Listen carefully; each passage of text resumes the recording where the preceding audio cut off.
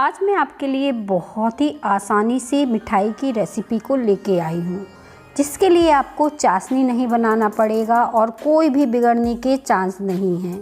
क्योंकि रक्षाबंधन आ ही रहा है तो कुछ मिठाइयाँ हम घर पर बना सकते हैं जो कि बहुत ही इजी हैं और बन के तैयार हो जाती हैं, कोई ख़राब होने के चांस नहीं। एकदम बढ़िया परफेक्ट सी हमारी मिठाई बनेगी और सॉफ्ट इतनी ज़्यादा, मैं इसे तोड़ के दिखा रही हूँ कि कितनी ज़्यादा ये सॉफ्ट और मुलायम बनेगी। तो चलिए बिना देर किए शुरू करते हैं आज की रेसिपी को। हम रेसिपी अच्छी लगे तो रेसिपी को लाइक करिएगा। तो शुरू करते हैं मिठाई को बनाना। इसके लिए हमें घर की ही कुछ सामान चाहिए। तो सबसे पहले हम क्या करेंगे, पौना कटोरी यहाँ पे चीनी ले लेंगे।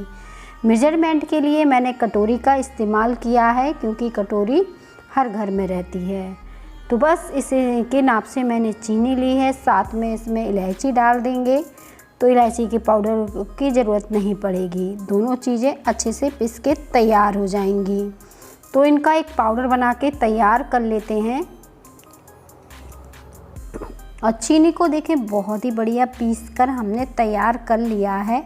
एकदम परफेक्ट हमारी चीनी पिस के तैयार हो गई है। आप चाहें तो छान भी सकते हैं चीनी को, पर कोई ज़रूरत नहीं है। तो चलिए अब हम दूसरी भी तैयारी करते हैं। और यहाँ पे एक पैन ले लेंगे या कढ़ाई ले लेंगे, जो भी बर्तन आप लेना चाहें तो ले सकते हैं। तो इसमें मैं डाल रही हूँ 1 कप बेसन। आप चाहें तो कटोरी के नाप से भी 1 कटोरी बेसन ले सकते हैं। अब हम धीमी आंच में इसे लगातार चलाते हुए भूंज लेंगे जब तक कि इसकी खुशबू पूरे घर में ना फैल जाए, बहुत ही बढ़िया सी खुशबू ना आने लगे। तब तक हम इसी तरह से चलाते रहेंगे और बेसन को भूंज लेंगे। 3 से 4 मिनट तक हम लगातार इसी तरह से इसे भूंज के तैयार करेंगे। और जैसे ही 3 से 4 मिनट हो जाएंगे, इससे बहुत ही बढ़िया खुशबू आएगी, हल्की हल्की। कभी कभी थोड़ा ज़्यादा भी टाइम लग सकता है। तो बस धीमी आंच में आपको खुशबू आने तक इसे भूंज के तैयार करना है। बेसन के लड्डू आपने बनाए होंगे, बेसन की बर्फ़ी बनाई होगी, पर आप पेड़ा ट्राई कीजिएगा, बहुत ही टेस्टी बनते हैं। तो यहाँ पे अब क्या करेंगे, मैं यहाँ पे घी डाल रही हूँ इसमें। तो यहाँ पे मैंने 3 से 4 चम्मच घी डाल दिया है। अब हम इसे भूंज लेंगे इस तरह से चलाते हुए। 1/4 कप के करीब घी लग जाता है इस पूरी मिठाई को बनने में।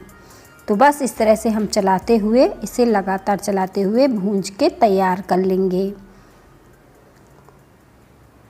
ज़रूरत पड़ेगी, अगर ये बहुत ज़्यादा सूखा दिखेगा तो थोड़ा घी और ऐड कर देंगे। तो इस तरह से मैं इसे चला के पहले अच्छे से मिक्स कर देती हूँ, क्योंकि जैसे ही गर्म होगा तो घी पिघलेगा तो ये काफ़ी गीला हो जाएगा।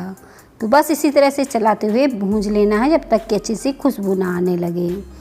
तो इस मिठाई की मैं ख़ास बात बताने वाली थी कि इसका टेस्ट ना बिल्कुल अलग रहता है। अगर आपने कभी सोन पापड़ी खाई हो या सोन हलवा खाया हो तो उससे भी ज़्यादा अलग ये टेस्टी सी बनती है। या मगज के लड्डू बिल्कुल नए अंदाज की है, क्योंकि बहुत ही परफेक्ट बनती है।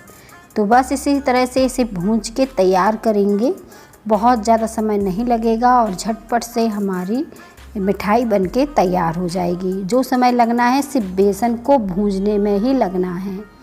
इसके बाद हमें कोई चाशनी तो इसकी बनानी नहीं है, और बस इसी तरह से इसे भूंज के तैयार करना है। अब हम क्या कर रहे हैं कि थोड़ा सा कटोरी में दूध लिया है, बहुत ज़्यादा दूध नहीं ऐड करना है। 1-2 चम्मच दूध डालेंगे और इस तरह से इसे चलाते हुए भूंज लेंगे। इससे क्या होगा कि ये जो बेसन है ना, एकदम दानेदार बढ़िया से कलर चेंज होने तक भुन जाएगा। तो ऐसा मैंने 2 बार किया है, 2-2 चम्मच दूध डाल के इसे भूंज के तैयार किया है। अब देखिए कितना दानेदार सा बढ़िया सा बेसन भुंजा है। और इसे मैं ठंडा होने पर हाथ से इस तरह से मसल रही हूँ, ताकि कोई गुलठे वगैरह ना रह जाएं और अच्छी चिकना सा ये पाउडर सा बनके तैयार हो जाए। तो बस इस तरह से इसे मसल कर तैयार कर लीजिए। अब हम क्या करेंगे, जो चीनी हमने पीस के रखी है इसे मिला देना है। तो इस मिठाई की रेसिपी को आप ट्राई करिएगा, बहुत ही लाजवाब मिठाई बनने वाली है। अब देखिए चीनी को तो हमने मिक्स कर दिया है, इस तरह से हाथों से अच्छे से दबा दबा के मिक्स कर देंगे ताकि चीनी अच्छे से बेसन में मिक्स हो जाए। और इस तरह से लड्डू सा बना के देखेंगे ये कंबाइंड हो रही है कि नहीं। अगर नहीं हो रही है तो आप इसमें थोड़ा सा घी गरम करके भी डाल सकते हैं, कोई दिक्कत नहीं, या दूध भी डाला जा सकता है। और इसे अब हम एक सा कर लेंगे और इससे मिठाई बनाना शुरू करेंगे। तो यहाँ पे मैं पेड़े का शेप दे रही हूँ इस मिठाई को बनाने में। इस तरह से दबा दबा के अच्छे से लड्डू के जैसे पहले मैं इसे दबा रही हूँ ताकि ये कंबाइंड हो जाए और फिर हाथों से शेप दे देंगे। तो देखें अब हमने इसे पेड़ा का शेप दे दिया है। इस तरह से आप चाहें तो लंबे या चौकोर जैसे पेड़ा आपको देखने में अच्छे लगते हों वैसे बना सकते हो। तो बाकी के पेड़े भी हम इसी तरह से बना के तैयार करेंगे और एकदम परफेक्ट हमारी मिठाई बनके तैयार होगी। इसमें हमने चाशनी नहीं बनाई है, कुछ ऐसी चीज़ भी नहीं डाली है और झटपट से हमारी मिठाई बन जाएगी। थोड़ा सा ये मतलब टाइट हाथों से बनाना है।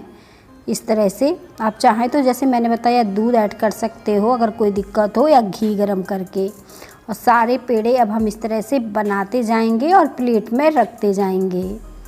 और देखें अब पेड़े हमारे बहुत ही अच्छे से बनके तैयार हो गए हैं और देखने में भी बहुत ही लाजवाब से दिख रहे हैं।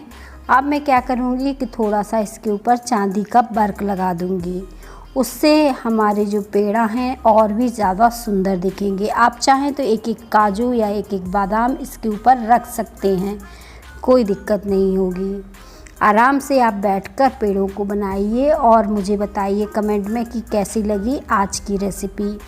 और कम सामान में इतनी ज़्यादा टेस्टी मिठाई आपने पहले कभी नहीं ट्राई किया होगा, अब ट्राई कीजिएगा, बहुत ही पसंद आने वाली है।